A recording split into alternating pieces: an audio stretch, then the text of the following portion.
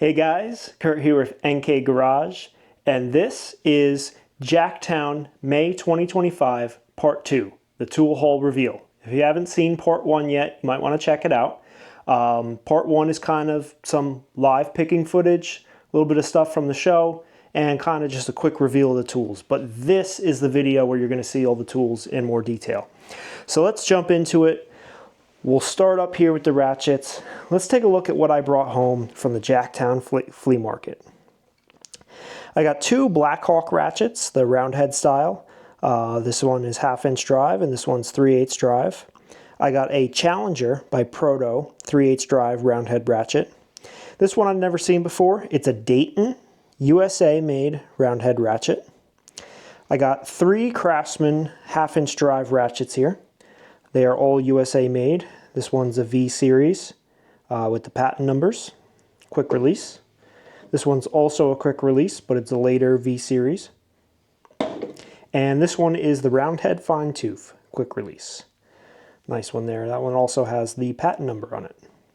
I got a Craftsman 3/8 drive quick release ratchet, V series. I found a Williams super ratchet. Somebody's got some tape on there, but I got to get that off. Pretty cool.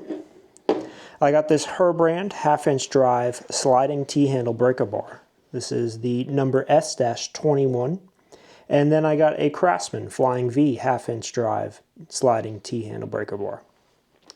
I got this Walden Worcester. I know that's not how you say it, but I can't remember exactly how to say it. 1/2" drive ratchet. This thing's pretty old. Pretty cool too. 2816, made in USA.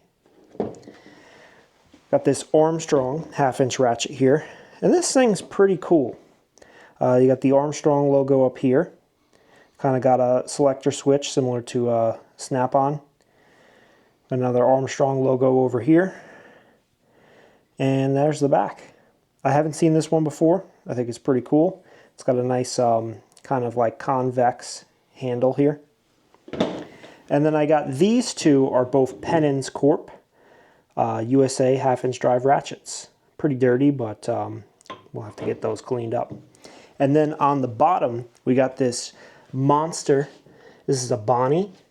It is a 4288, I believe. It's a 3/4" drive breaker bar.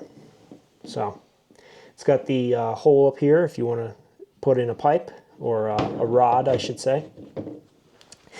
And then I picked up this socket set. This is a Craftsman USA set. It's a 17-piece 1/2" drive metric set. Sockets are a little bit dusty. I had them running in the vibratory tumbler just because they had a little bit of rust on them. But they're actually in pretty good shape. Underneath, just a little bit of surface rust, you know. Not too bad. It goes up to 27 millimeter. It goes down to 10 millimeter. They're all 12-point. One of the sockets was missing, so I added the 13. And I added these two pieces in the extra pocket. So I just need one more spark plug and it'll be complete. I didn't buy too many adjustable wrenches. I think only like 30. So let's jump in and take a look at what we got. Got a Crescent 12-inch. Another Crescent. This one is the Jamestown, New York model. Here's another 12-inch Crescent. This one has also got the Jamestown mark. Two 10-inch Crescents, USA of course. 10-inch with the Jamestown, or is that an 8? It's a 10, I think. Then we got an 8-inch Crescent Crestalloy, 6-inch Crescent, and a 4-inch Crescent. I found two Utica adjustable wrenches. I've been trying to kind of collect these. I'm looking to get the set together. So this is the 3 diamond logo. This is the 12-inch. Then I found this Utica 91-6, little 6-inch. This is something I just had to have as soon as I saw it. This is a Craftsman Vanadium 12-inch adjustable wrench. So the Vanadium tools, I think, were from the 30s. And it also has a 3/4" 12-point kind of box end in there too. So that's pretty cool. 10-inch Craftsman from Western Forge. 8-inch Craftsman. This one's a Circle Y. So that might be, I'll just guess it, maybe late 40s, early 50s. But that's just a guess. 6-inch here, another probably Western Forge, I think. Not seeing the mark, but old USA made. Swinging back up top, got a whole bunch of Williams. So we got 2 or 3 of the 10-inch, 4 8-inch, and then we got some diamond. So these are the green handle ones, kind of rough, but you know, when you get them for a bargain, and you know, I just pick them up because I like to clean them up and get them going again. So we got the 8 and the 6-inch diamond, and then we lucked out. We got at least one Proto Los Angeles. This is the 706-S. And if you don't know, we have the Proto Los Angeles adjustable wrench and pipe wrench tool board. So not everything on here is Proto or Proto Los Angeles. All these pipe wrenches are not Proto, but we're just kind of using it for the pipe wrench storage. But we do have all the wrenches up above are Proto, but we don't have all the Los Angeles models. So now we have the 6-inch and the 10 and the 12. But we actually need to fill the rest of the board with Los Angeles at some point. So kind of been hunting those down. We got 2 of these. This is the Craftsman. They call it the pocket socket, but it's the same exact thing as the Adjust-A-Box. So this I just picked up. I think they're cool. This one's in excellent shape. USA made. We got some older adjustable wrenches over here. This one, not sure if that'll pick up well on camera, but it says Automatic Transmission Company, Lima, Ohio. Thought that was pretty interesting. This one's marked W.M. Hayjorth & Co. Never heard of them. This one is a Barkalow Buffalo. So it says Barkalow on the front and Buffalo on the rear. This is an S-curve adjustable Bemis and Call 10-inch. Then we got a Tremo. It's like a pipe wrench, but with flat jaws. It's a little bit bent, but I'm going to try to straighten that out. I think it's pretty cool. I got 2 auto wrenches. We got the Craftsman here with the double line, and then the one on the bottom, the bigger one, is a Velocek. So that was pretty awesome. That's a 15-inch. This one is probably a 10. And then we got some C-clamps. Nick spotted this one. It's Williams giant C-clamp. We got 2 Brink & Cotton. These are 4-inch, a Brink & Cotton 3-inch, Brink & Cotton 2 or 2.5, and then the little guy on the bottom is a Jorgensen. So that is some of the tools. We got a lot more coming. So let me get this cleared off of the table. I'll load on some more stuff and we'll take a look at some pliers and probably some wrenches. All right, guys, so I got all the pliers and wrenches laid out. So let's jump in and take a look. We got some vice grips, USA made, the Do-It Petersons. Both of these are the flat jaw 7-inch. Found this pair of Burns-O-Matic pliers. I'm starting to collect some of the hard to find, rarer Burns-O-Matic pieces. I think they're pretty cool. They're all made in Japan. Found this at the beginning of the day, Wizard pliers. Pretty awesome. They need a little bit of work, but I haven't seen those ever. So next up, we got 2 of the Toyota Japan slip joint pliers. I found a pair recently and I thought they were really cool, so I picked up some more. This one here is a J.P. Danielson & Company. We got a Pexto Lyman's pliers here. H. Boker Lyman's pliers. This is a Barkalow Buffalo slip joint. Got a Matco diagonal cutters. Fairmount Cleve slip joint combination pliers. At the bottom we got a Utica pliers, cutting pliers. We got 2 pairs of Crowder Diamond K cutting pliers. Got a little Klein, nice kind of like a flush cut pliers. We got a Klein bent needle nose pliers and a Klein Lyman's pliers.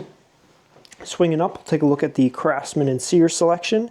I got 2 pairs of the Robo Grips Craftsman Professional. Got these Craftsman kind of slip joint, kind of water pump style pliers. Got a Craftsman slip joint pliers up here. Got 2 diagonal cutters, pretty much the same model here. This one was pretty cool, a Craftsman Vanadium for my Craftsman Vanadium collection. This is a Craftsman double line slip joint pliers. And then we got 2 pairs of Sears pliers, a slip joint and a diagonal cutter. Got a couple pieces of crescent here, so longer slip joint pliers and a shorter slip joint pliers. Got 2 pieces of Proto slip joint pliers and Proto Los Angeles slip joint pliers. Got some channel lock stuff at the bottom, a little diagonal cutter, Meadville, Pennsylvania. Got kind of a slip joint plier here, another diagonal cutter, and a tongue and groove pliers. This one is the Champion D'Armont. It's written over here, but you probably can't see it. Back to the top, we got 3 pairs of diamonds. So this is a diamond end nipper. Nice good cutters there. Got a diamond water pump pliers and a diamond slip joint pliers. Onto the wrenches. I got this whole bundle of Craftsman ratcheting wrenches for $1, so I kind of just had to pick it up. Same guy also had this. These are those auto kit wrenches, and there's 6 of them in here, also $1. Got 2 of these HM, which is Honda Motors, double open end wrenches. Picked up this Cummins Engine Company. It's definitely a specialty style wrench. H-5497, I think. And I found 3 of these old Barkalow Buffalo combination wrenches. Up here we got a couple of Half Moon wrenches. We got a Barkalow Buffalo and 2 Herbrand Van Chrome. Also a Herbrand tappet wrench as well. These I was looking for the whole time. I found a couple of them from a couple different sellers, but these are the Craftsman Underline C. Some of them have the vanadium mark, some of them don't, but these are all the C1 stamp double box offset wrenches. They're pretty gnarly, but I collect them and I'll enjoy cleaning them up. Found this double box offset companion wrench, double open Dunlap wrench, and a 3/8 Sears wrench, along with this offset angle reversible ratcheting wrench by Craftsman. Got 4 S-curve wrenches. This one here is an old Williams. We got the diamond stamp here. Got an old Crowder here, Diamond K. This one's got a little bit of a bend to it, but I'm going to challenge myself to try to correct that if I can. I really like Crowder tools. I never find these wrenches, and I just had to buy it because I found it. This one, I believe, is marked K and B, but it's pretty rusty. It's a diamond logo in there. But I could be completely wrong. That's just kind of what I see. And this one here is a Billings and Spencer. On the bottom, we've got some kind of like lathe and engineer's wrenches. This one is Williams. This is a Williams lathe wrench. This one I didn't find a brand on yet, but I thought it was really cool. It's a larger size, but a stubby model. We got a Williams engineer's wrench. This one I think is a Billings, and then another Williams. Bringing it back up top, I got 2 of these snap-on ratcheting wrenches, Blue Point Supreme double open. Got 2 pieces of Velocek. This one I thought was quite interesting. We got 31 30-seconds by 25 30-seconds.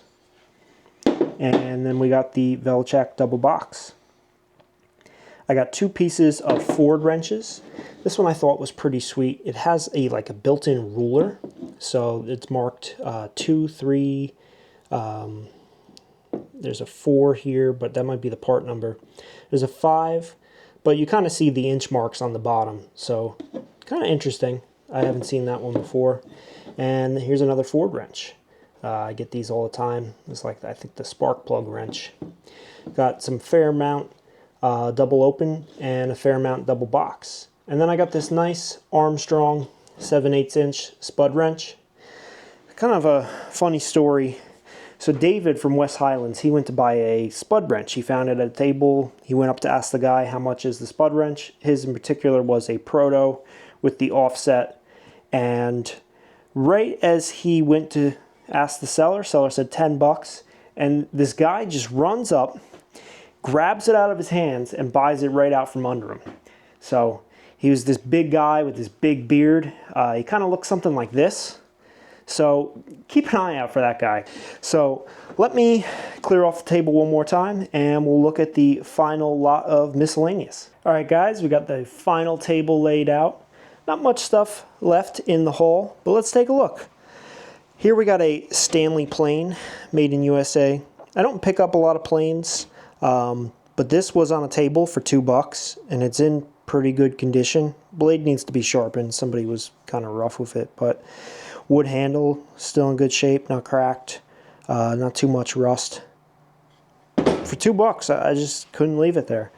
Picked up a license plate, just kind of a little memento of the trip to Jacktown, and Nick likes to collect license plates, so you could see somebody staggered their registration stickers. In 96 they put it here, 97 they put it here, 2000 they put it here. Kind of interesting.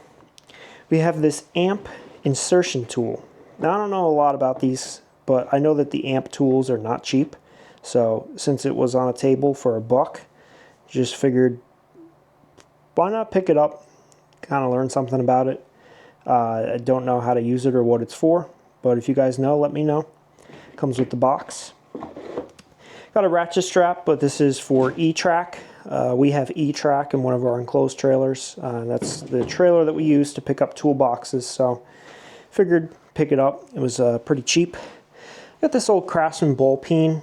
I only bought it because of the little logo right here, which is pretty worn off, but it's still there, so I just kind of thought that was cool.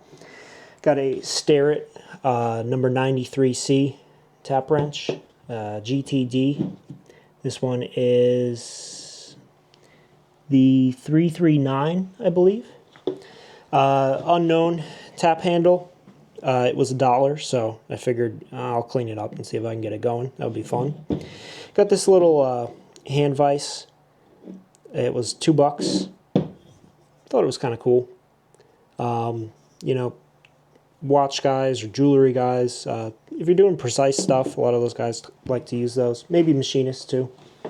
This is a Williams T-handle socket wrench, 1/2 inch. Thought that was kind of interesting. We'll swing down to the bottom. I picked up a 100-foot tape measure by Lufkin. I like to use these. I think they're pretty, you know, good to have. It's more accurate than using one of the roller wheels if you're trying to get a very accurate measurement for a long distance. I found this wood chisel made by Wizard. It's in excellent shape. I bought this pack of Sears wrenches for myself. They're in what looks like new old stock condition in this vinyl pouch. I paid $5. It's a 6-piece open-end wrench set. I thought with the pouch and the tools being so nice, it was worth $5 to me. Got this Bondo sanding block. Nick was just saying to me the other day, you know, that we should have a sanding block in the shop, and we don't. So when I found this one, I thought Bondo was pretty cool. It's made in Indonesia, but, you know, it's just that good, those rubber style sanding blocks, and it says Bondo on it. Got some old JB Weld. I don't know if I'm going to use it or display it. It's kind of an older package. It does have a barcode, so it's not super old. I mean, it feels like the stuff in there is still good. I'll try it out. Burns-O-Matic flux. It was really cheap, so I just picked it up. Figured I'll have some flux around. Got a couple of Proto screwdrivers. This is Phillips number 1. Got a flat blade. This one's looking really nice. Got a 1/4 inch spinner with the through drive. This one's mangy, but I think it's savable. It's the cotter pin hook. And this guy, nice longer, nice flat blade. Been trying to piece together the Proto collection. It's getting there, a little bit at a time. So that'll at least add a couple of pieces to that. Got this Craftsman pry bar. I probably picked this up in a hurry from a really cheap table. The end's kind of beat up, but you know, it works. It's USA made. This is Blue Point Supreme punch. I like the snap-on and Blue Point punches. They're not bad, you know. I mean, they're probably the same as everybody else, but I thought it was cool. Got this Plum extension, 1/2 inch drive. I think it's about an 8 inch. Got 2 Proto sockets, one 1/8 inch 12 point, and this one is 7/8 inch 8 point. Got 4 Bonnie sockets down here, 1 3/4 inch, 1 1/16 inch, 13/16, and 3/4 inch. Back up top, got some Craftsman sockets for my collection. I collect the BE and the Circle H, so kind of a mix of them in here. This is a BE, Circle H, BE. This one, I know it's one of them, I just can't read it yet. And then this is one of those Craftsman with the grips on them. I just thought it was kind of interesting. I never really see those, so I picked it up. Then on the bottom we have some Mac and some Snap-on stuff. Most of the sellers that had Snap-on or Mac were looking for some pretty pennies, but I did pick up a couple of bargain buys. So we got some Mac swivel sockets, Mac regular socket, little Snap-on 1/4-inch socket, and this one is a 3-inch extension. So that's pretty much almost everything, but now we're going to phase over to Nick, because I spent $450, he spent $200, so he'll show you what he spent his $200 on.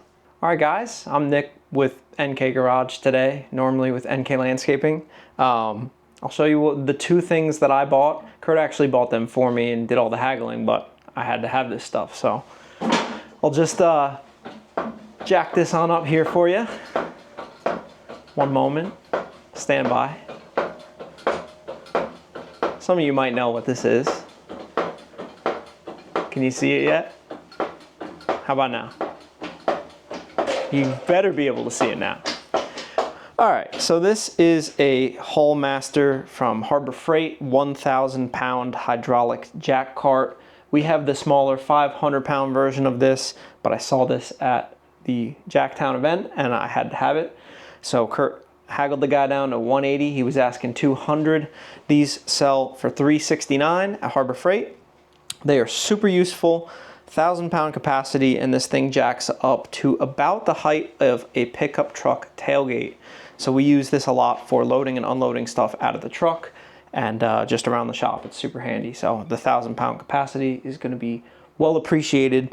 And then on top of that, we have a surplus hydraulic cylinder. I have no idea if it works. It has some what look like okay condition hoses on there, but the reason I was looking for this is our Kawasaki Mule. If you've ever watched any of my videos, it's our little UTV that we use around the yard and sometimes on jobs. It has a dump body on it, but it does not have a hydraulic dump cylinder. So some of those machines had an option for that.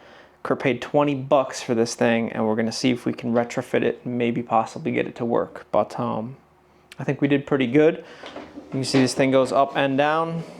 A little loud, but I'm really happy because I've been pestering Kurt for this cart for a long time, and when he saw one, he saw he could get it for a deal, he jumped all over it. So did I. So I'll give you back to Kurt and we'll wrap this up. All right, guys, that's it for the Jacktown Flea Market tool haul. I know it was a big one. I'm still crazy overwhelmed myself.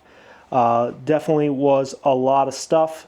It was a crazy busy day, but I had a lot of fun and we came home with a lot of great stuff.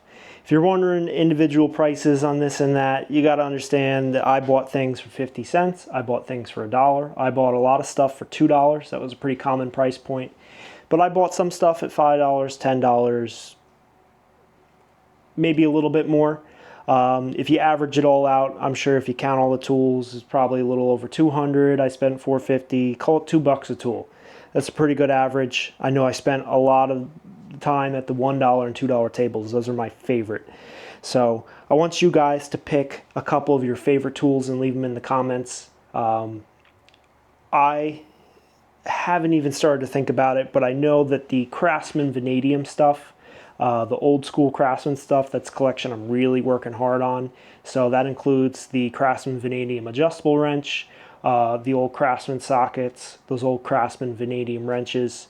That's definitely something that I'm really getting into, starting to piece those sets together. I'm pretty excited about the Proto stuff too. I don't think we need the 1/4-inch driver because I see another one here. But the one we got looks like it's in better shape, so I'll probably swap it out. But I am trying to piece this collection together, and I know we needed this guy.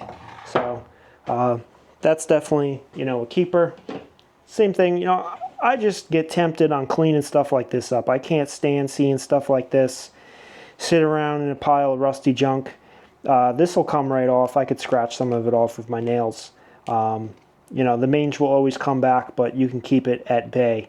And I have a soft heart for some of these tools, so a lot of them I just want to clean them up and get them back out into use. So if there is stuff you do want to purchase from us from the eBay store, most of it will be available, but probably not for a while. Pretty busy right now, so it might take me weeks to even maybe a couple months to get this stuff listed. So it might be available eventually. You know, we're going to keep some stuff, but you know, keep posted.